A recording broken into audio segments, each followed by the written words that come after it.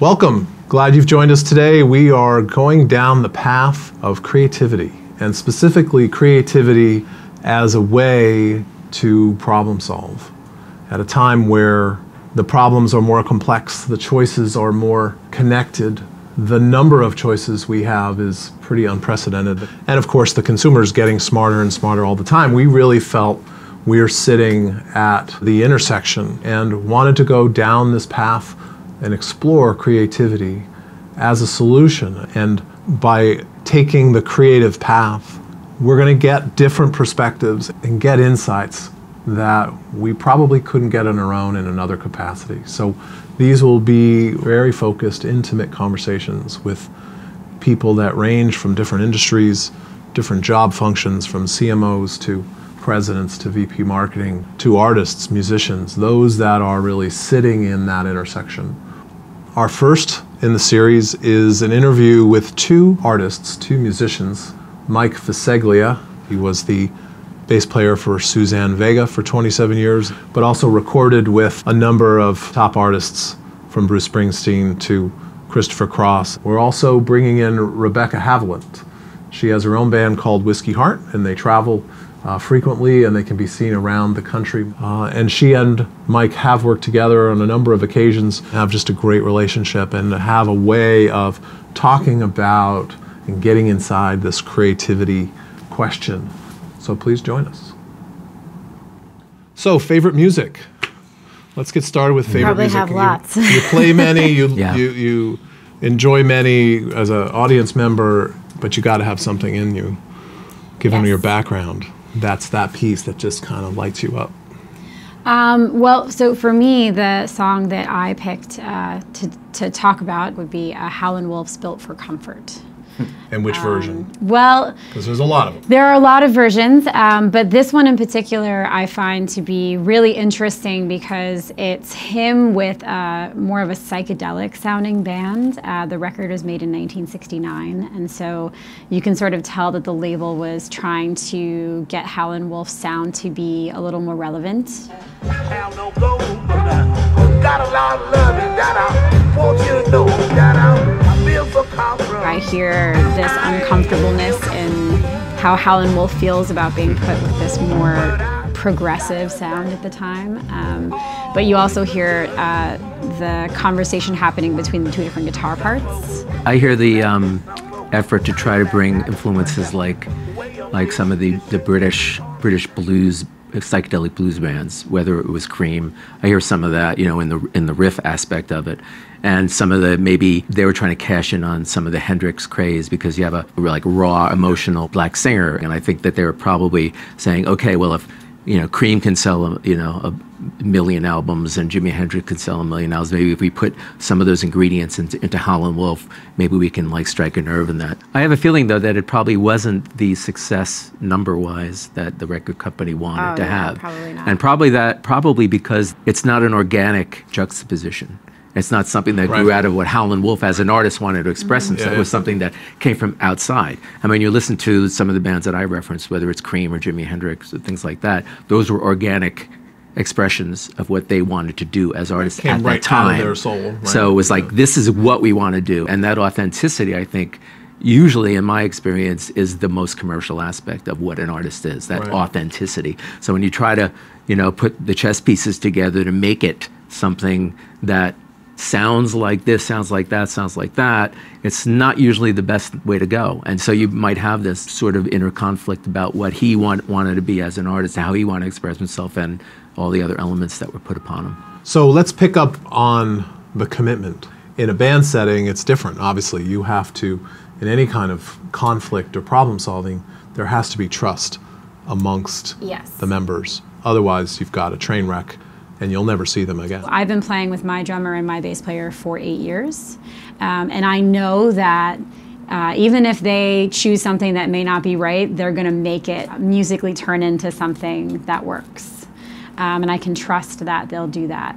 And I know that for them, they're trying to always achieve a higher level of playing those songs. And so if something doesn't quite work out, they're going to work their hardest to shift whatever choice they've made into something that's going to be musical. Right. I think it always comes down to trust. And I automatically default to these are other very talented people that see things slightly different than me. And I'm going to let them, or collectively, have everybody kind of solve the problem, because this is what makes music, or a band specifically, this is what makes that particular thing really work on a lot of levels. But I think it's really kind of just trusting that the instincts and the aesthetic that each of these individuals has will be ultimately the right thing. We're at a time where business is confronted with lots of complexity. Consumers are very sophisticated and have a lot of choice, which makes decision-making particularly challenged, and those that have to make those decisions more reluctant. And we've talked about this. The edge is getting washed off, and the world becoming a bit more genericized. Without going too far down that path, we are at a place where those that are the ones that are empowered to make choice are often frozen and have to turn to creativity as, or consider that as part of a way to solve a problem, and get stuck because they're not deemed creative, or they're not deemed as having the ability, the brain power to kind of step back to try to figure out how to solve that problem. In our travels across our clients, there are the same situation in many companies where there's a discord between those that are driving the finances of the company and those that are on the ground who really know what the problems are. Well, that also happened in the record business, by the way, too. The priority moved from records being a reflection of an artist. It moved from that to being a reflection of a number that has to meet the bottom line every quarter or whatever. And moved, when that started. Well, there also became a disconnect between everyone being committed to creating the best art, and it became more of a priority to create things that were making money. That's and right. The artists themselves began to feel reluctant because there wasn't support in the art itself. Right. And those that are, in this example, making those decisions actually forgot or conveniently analyzed the numbers too much to realize actually the money was in the art. But the courage or the ability to tap creative skills of your team to solve problems is a challenge that every business faces right now. Yeah. Particularly now with so much complexity in technology and content being kind of everywhere and everything. There's so much information. But we still have to make decisions. The business community, I believe, it's kind of stuck because there's so many choices, because it's so complex, because consumers have gotten so smart, almost paralyzed of trying to make decisions. And it requires a set of skills that I believe everyone has, and it's in everyone, sometimes latent and sometimes just repressed, that has to come out, because if you're behind a mission and driving towards a sense of purpose that everybody agrees with, inevitably the choice to choose a creative strategy will be okay. We talked about trust earlier, and you have an opportunity to create those bonds with people so that when you take that risk, nothing bad really can happen, because you've decided that's the mission and the people you're doing it with are ones you trust. So just to take an experiment and use some live music to maybe dig into this a little bit. I know you both aren't really prepared for this, but it's good to take chances sometimes in real time. So we're going to explore this song, Left of Center, which was a song that Suzanne Vega, whom you toured with for many, many years, and wrote it for the movie Pretty in Pink. That's right. It was on the it was in the movie, and it was on the soundtrack recording.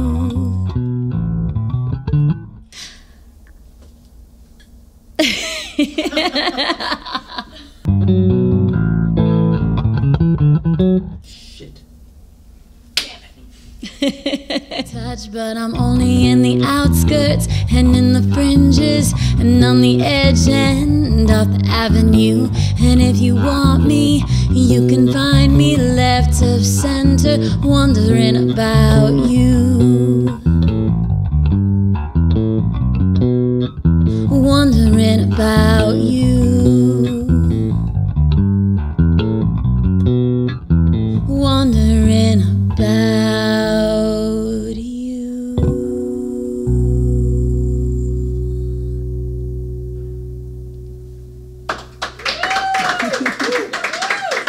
Okay. Hey, Hey, you made it through. made it through. Yes. So there were some things going on in there Yes. that we obviously didn't plan for. Right. Some experimentation came back to the earlier things we were talking about, all around trust and musically trusting each other that nothing terrible would happen. Of course. And why don't you talk about that a little bit? So at the end, I heard you go after vibrato, which is kind of shaking your voice. You do that? Yes, the original version, Suzanne, she has a very straight sound to her voice. So instead of doing you, I went you and put a little bit of a waver in there. And how'd you feel about that? I mean, it's more stylistically how I sing, so it felt more natural for me. But I also chose in the repeat to go back to what Suzanne's natural Yep, I heard sound that. is. So if we bring that back into the conversation we were having not too long ago, in the conversation around businesses taking risk and the kind of paralysis they have given all the choices they have to make, and the cultures in which many organizations operate where risk-taking is a challenge. What can we take from this conversation, and what can we take from this experience right now to bring to and share with businesses where struggle and making choices and getting to the other side of a problem is something that can be taken away? You know, we're feeling time, and we're two different people feeling the timing of this song, yet our instincts are aligning in when we're entering and exiting certain sections. So the real-time negotiation that's going on is exactly what she said. We're feeling time, and everybody feels time in the musical sense. Everybody feels time maybe slightly differently. And with two equal roles, Rebecca, in that tune in particular, Yes. you were both soloists, so to speak. Yeah. Both carried a melody, so to speak, which is very unusual. And in the marketing world in which businesses live and the choices they have to make, although they can plan and although there is a kind of roadmap for getting there, it still is in the moment choices. In your case, you're hearing the sound. In a marketing capacity, you might be looking at information or looking at data or looking at behavioral trends about how people make choices about shopping and buying and those kinds of things. So the comparison is actually very I think one of close. the things that can cross over into any area of life is this idea of being able to be open to other ways of doing something. And a lot of people aren't.